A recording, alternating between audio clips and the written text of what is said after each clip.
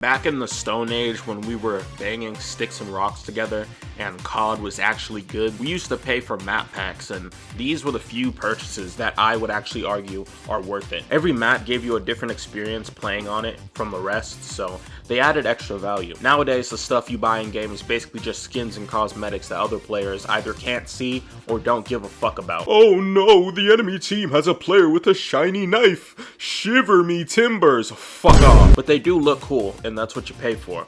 To look cool. The problem with paying to look cool is that eventually you're gonna get cosmetic creep, and you're gonna have to add more and more cool and wacky shit to keep people invested. In a game like Warframe, paying $10 to be covered in flames or have cute little bunny ears doesn't really mean much. Some of these Warframes look so crazy without cosmetics that giving them a mustache really isn't gonna hurt.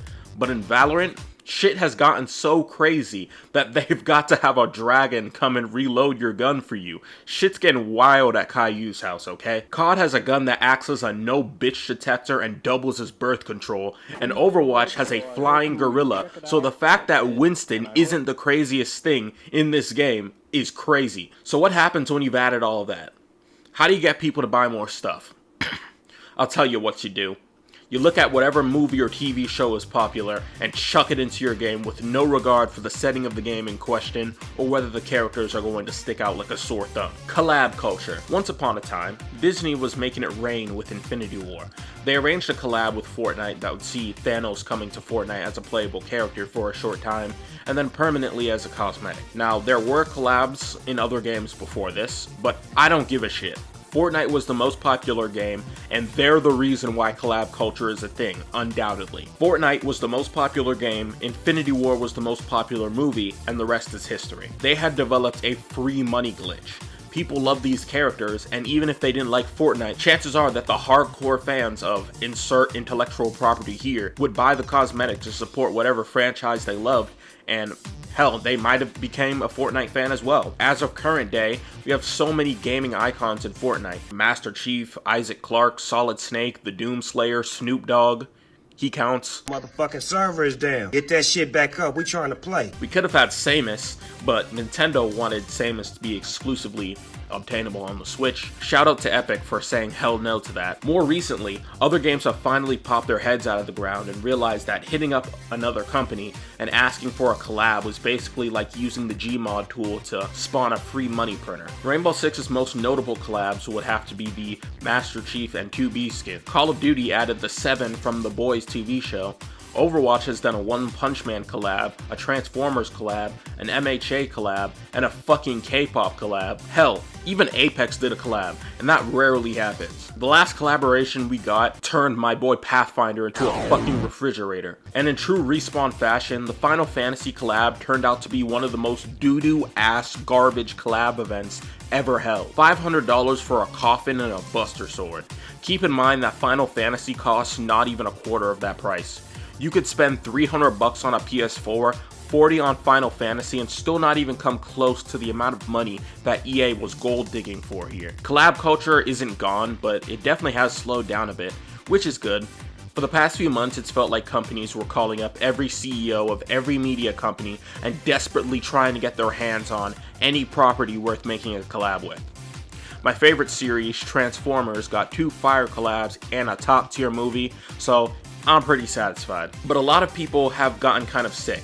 They've gotten sick of opening their quote-unquote tactical shooter and then being Tatumaki'd by Nicki Minaj's BBL, or being 200 pumped by Rick Grimes while Mr. Incredible, Goku, and Gojo hit the party hips emote on their corpse. And this is what births nostalgia culture. Ever since Chapter 1 Season 2 of Fortnite, the fetuses who enjoyed that game have been whining and crying about the good old days, complaining about how the game has started to feel less cartoony and whimsical, and more like Call of Duty with its hyper-realistic graphics and mechanics. But when Fortnite OG Season 1 came back, I'm pretty sure a lot of people had their first orgasm in a long fucking time, or possibly ever, or that's what you would think when you saw their reactions. Motherfuckers were damn near busting at the sight of Tilted Towers. And I'm gonna be busting on you if you don't like and subscribe. Oh, I'm getting warmed up. I don't want to talk about Fortnite anymore because I'm mad at them for adding Ice Spice instead of an actually decent rapper. like Miles or Digbar, but luckily I don't have to because other games in the FPS sphere are getting better at the art of copying Fortnite every day. PUBG and Apex have both added game modes reverting every single update and balance patch made since the start of the game, and giving us OG events. I can't say anything about PUBG because I prefer to only have one Chinese spyware application on my device at a time, but Apex's Launch Royale event accomplished its goal, both in milking day one players for their nostalgia, and reminding me why I refused to play this game up until Season 7. Like, goddamn, this game mode is ass. You guys actually like this? Ugh. Overwatch Classic has been the most recent game to take up this trend with the Overwatch Classic game mode. Everything I said about Apex's Launch Royale, double it and give it to Overwatch. Some of the characters feel better, some of the characters feel like complete dog shit. My boy Lucio drops like a rock as soon as he jumps off of a wall. Symmetra can no longer solo the enemy team with only her aura, and worst of all, the director at Blizzard said that they have no plans to bring back 6v6 at this time. So yeah, 2 steps forward, 3 steps back, classic Overwatch. See what I did there? Because it's Overwatch Classic.